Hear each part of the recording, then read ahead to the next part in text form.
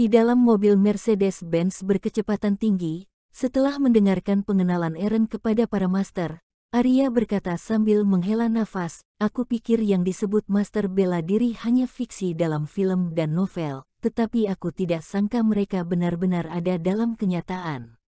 "Eren, level berapa kamu di antara para master?" Arini tiba-tiba bertanya. Stabilitas perusahaan ayahnya sudah banyak memulihkan suasana hatinya. "Aku seorang master tingkat Grandmaster." Eren dengan santai berkata, orang-orang biasa seperti Arini tidak memiliki pemahaman intuitif tentang para master, jadi ketika mereka mendengar bahwa Eren adalah seorang Grandmaster, dia tidak terkejut. "Lalu bisakah kamu mengalahkan 10 orang?"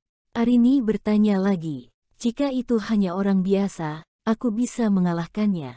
Eren tersenyum dan berkata, "Pada kenyataannya, Master Auron sudah menjadi keberadaan yang luar biasa bagi orang biasa, kecuali dalam keadaan khusus, bahkan senjata api konvensional tidak bisa melukai mereka."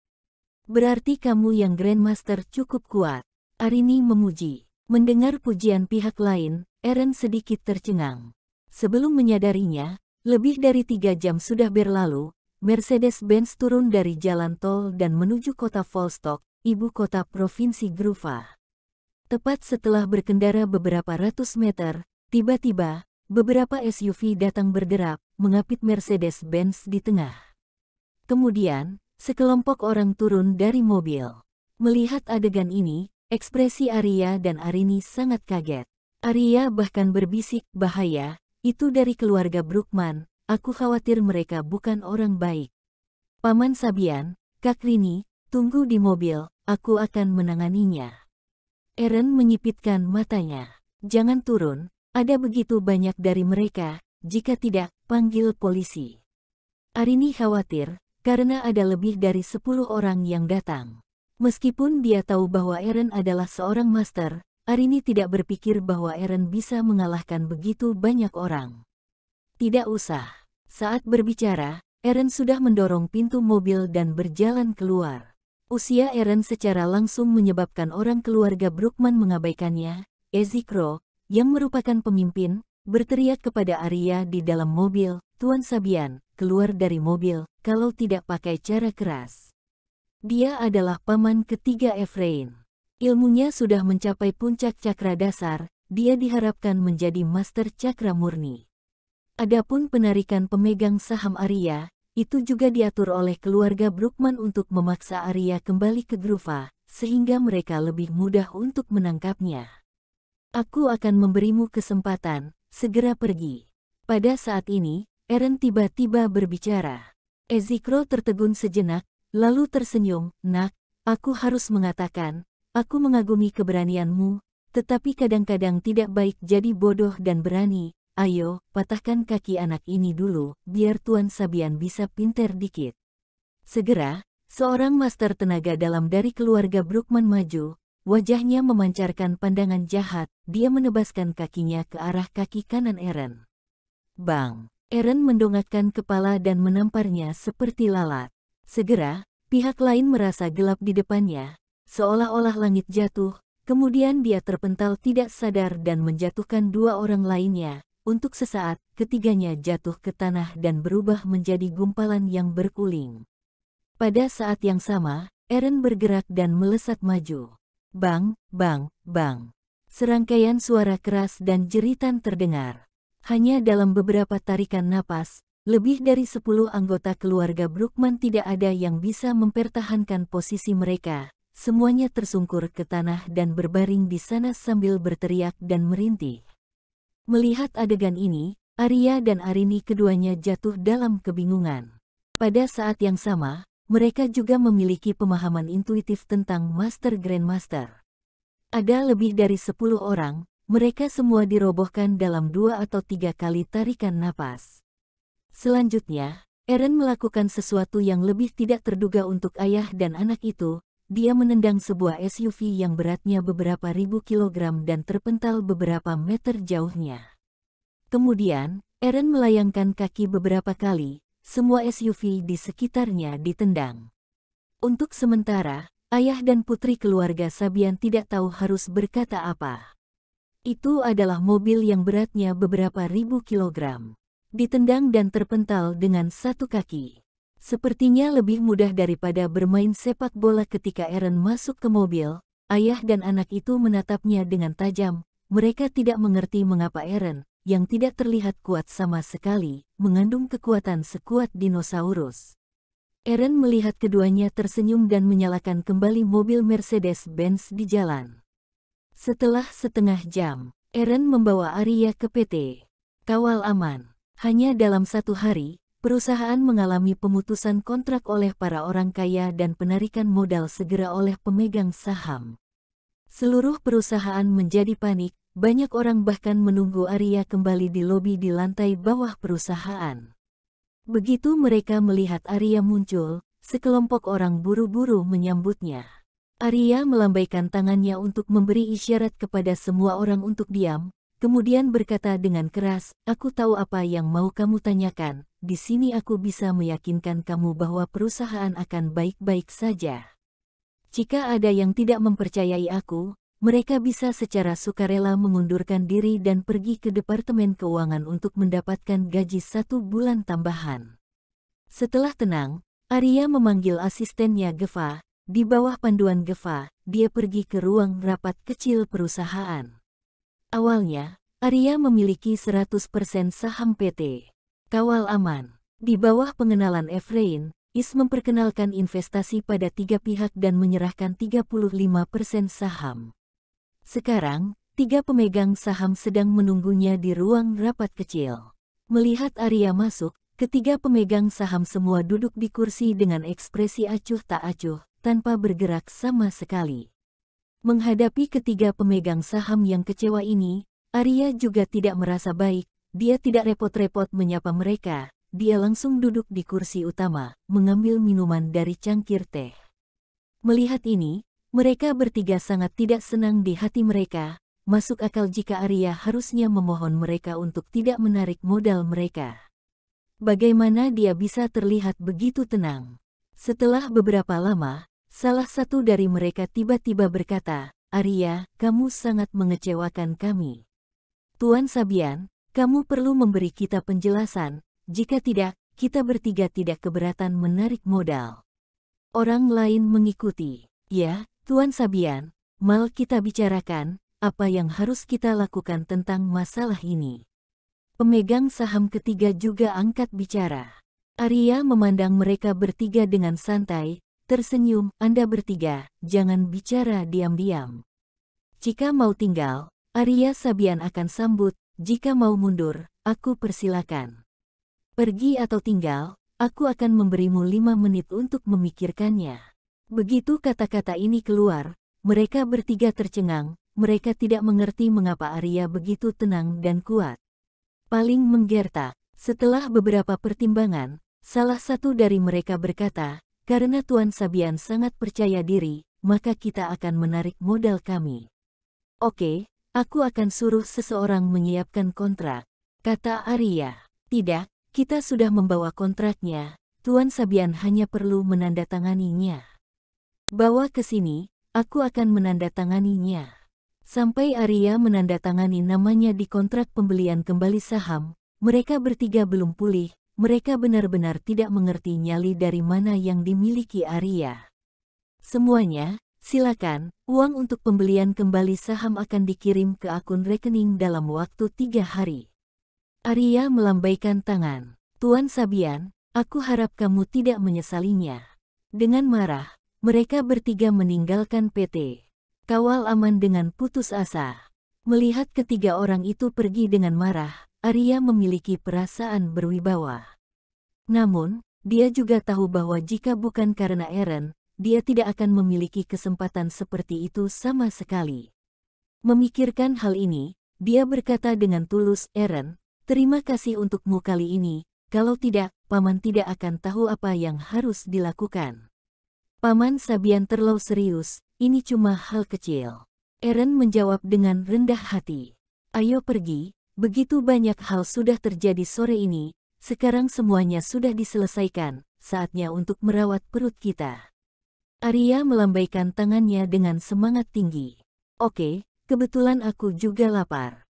Arini mengangguk dan menatap Eren lagi. Eren, apa yang mau kamu makan? Aku bukan pemilih makanan, kata Eren sambil tersenyum. Aku tahu tempat yang sangat bagus, ayo pergi ke sana, kata Arya dengan mata cerah. Lebih dari 20 menit kemudian, kelompok 3 orang turun dari mobil di kota tua, kemudian berjalan melalui gang sebelum tiba di sebuah rumah kuno. Dan gerbangnya masih tertutup. Ayah, kamu barusan bilang cari tempat bagus bukan?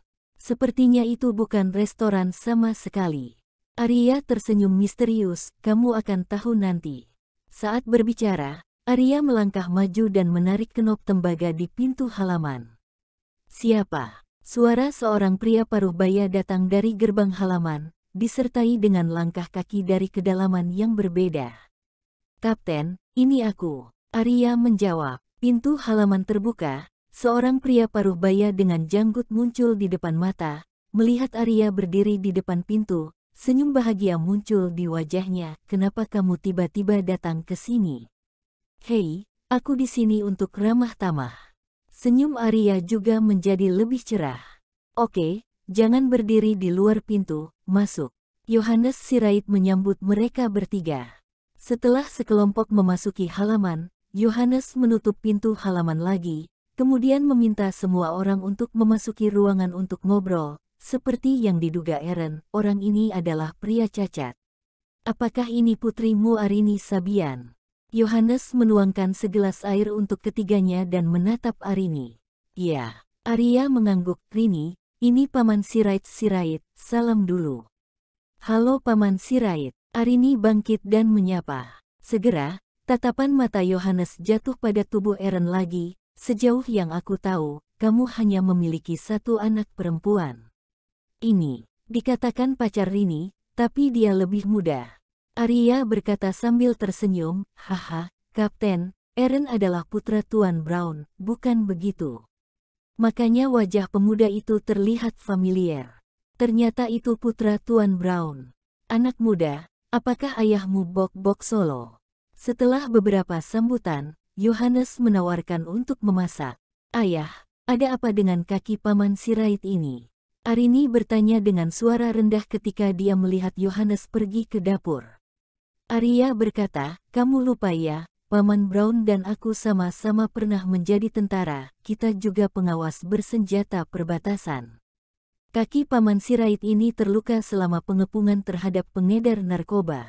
Setelah mengatakan ini, Arya memandang Eren lagi. Pada saat itu, ayahmu dan aku terdaftar di tentara, kapten yang melatih kita adalah Paman Sirait. Tetapi, keahlian kapten yang paling hebat bukan keahlian menembaknya. Tetapi hobinya setelah dia keluar dari tentara, dia membuka dapur pribadi di Volstock. Dia hanya melayani 2 meja setiap hari, satu meja harganya 17.600.000, hanya buka pada siang hari. Reservasinya bisa sampai 2 tahun. Karena punya hubungan sama kapten makanya aku bisa makan sini, kalian berdua, hari ini adalah keberuntungan. Sebelum mereka menyadarinya, setengah jam berlalu.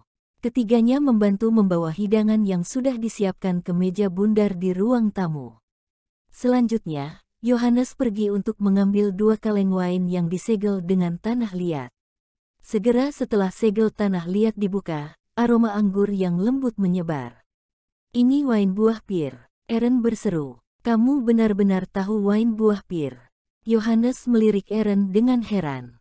Di sisi lain, Eren mengangguk paham. Pada reinkarnasi ke-99, juru masak di rumahnya juga bermarga Sirait. Tidak hanya pihak lain memasak dengan baik, tetapi wine buah pir yang dibuatnya adalah wine langka. Resep wine buah pir diturunkan oleh keluarga Sirait. Jika tidak ada faktor lain, Yohanes harusnya adalah keturunan kokinya.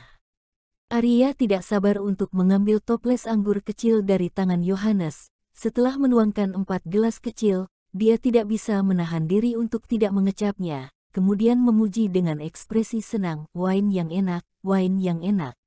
Ayo, ayo semuanya, jangan sungkan, makan dan minum.